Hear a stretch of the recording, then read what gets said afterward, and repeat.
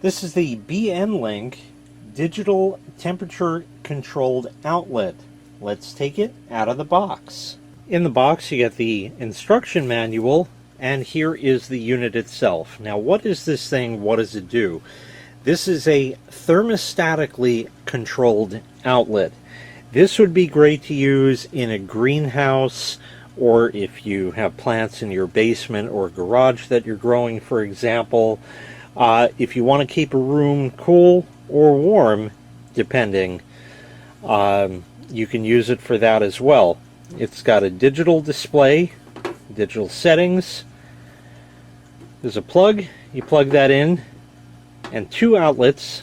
They are marked cooling and heating. You could, theoretically, put this in a room, and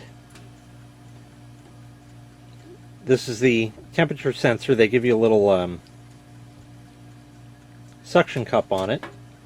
You could put this in a room, have an air conditioner in the window, and some sort of electric heater. Plug both of them in. It's never going to run both at the same time. And then if it gets too hot in the room, it'll turn the air conditioner on. Too cool in the room, it'll turn the heater on, and you have to touch nothing. It just simply works.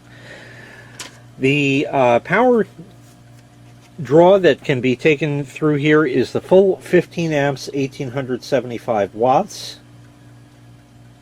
The temperature sensor over here is waterproof.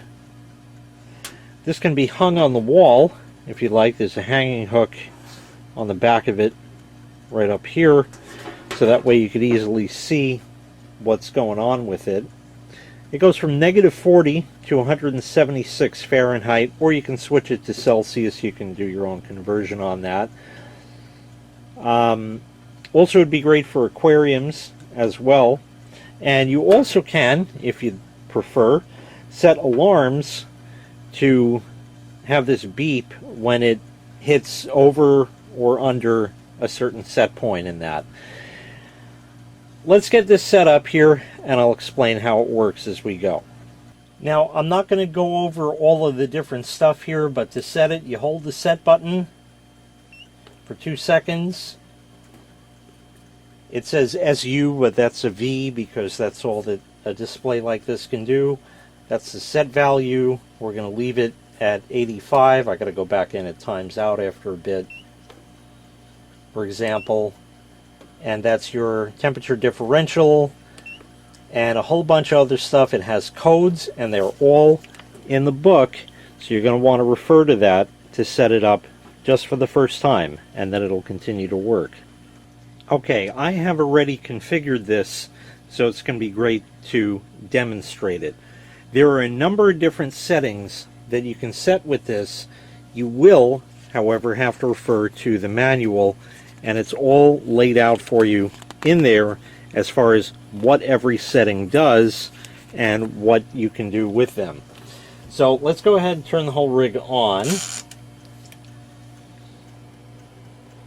And I believe you can read that. The temperature it's displaying is 79.1. It jumped up to 78.8. That's fine right there. We'll just leave it right there. And the set point is 85. We're talking in degrees Fahrenheit here. So 78.4 room temperature, 85 degrees is the set point. So that means that at 85 degrees, something's going to happen. The heater over here is on. Its red light is on right there. So if I hold this in front of it, you can watch the temperature go up over here. And something happened. It went past 85 degrees and shot up to 90. And I have a 1 degree temperature differential set between these two, just for ease of testing here.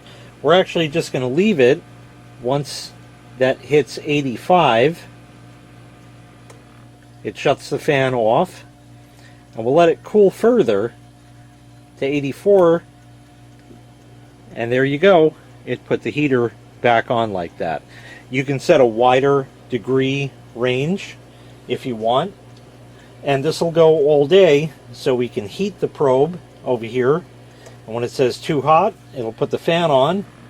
We can cool it with the fan. It takes a little longer because it's just a fan. And once that gets below the differential, see it's at 84.3, nothing happened. Now it dropped below. Put the heater back on. Too high. So now it's cooling.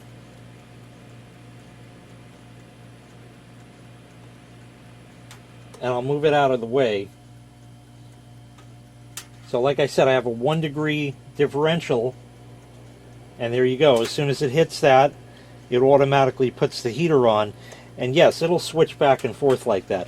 Obviously, I'm exacerbating the symptoms here by holding the probe in the path of the various items so I can demonstrate it to you just like that. But, you know, just in a room, sitting there, measuring room temperature, obviously it's going to be a lot more accurate.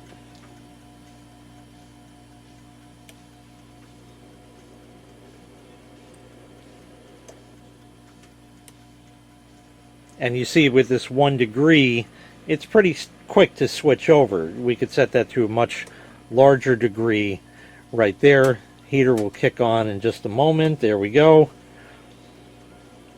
And we can play the game back and forth as much as you want. But we can just leave it there, and eventually it's going to cool down below the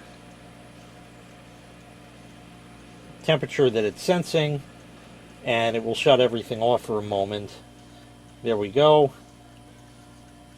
And as that cools further down past 84 degrees, it's going to put the heater on, which it just did now. And that'll continue on. So if I'm not going to hold that in the path now, just so you get the idea. But that's one of the things you can do. Like I said, you can also set an alarm on here so it'll beep when it hits a particular temperature too high or too low. There is also temperature correction. So if you have a big thermometer that you trust in there and it says 85 degrees and this is reading 83, well, you can adjust that to make it read 85 and make it a lot more accurate. Like I said, you have the suction cup, which fits on the end of the probe here, so you can put it on a window or any other smooth surface as such like that, and that way it'll stay there for you for whenever you need it. So there's many different uses. You need to come up with your own scenario as far as where you might use this, again, for growing plants, or if you have an aquarium or something like that, would be great. You don't have to have both a heating and cooling device. You can just do heat for like an aquarium. Oftentimes it has to be maintained at a particular warmer temperature for what might be in there, whether it's fish or reptiles or something like that. So you'd have to set it to that, and it'll only come on when it's too cold, heat up to that point, and then shut off, and it'll wait until it gets too cold again, depending on the differential that you set, and then it'll turn back on and heat it. Or, like I said, just in a bedroom or something like that, you can have it control the climate in there just using a heater and a fan or an air conditioner, anything like that. Definitely a nifty device. I actually built something like this, oh geez, about 25 years ago.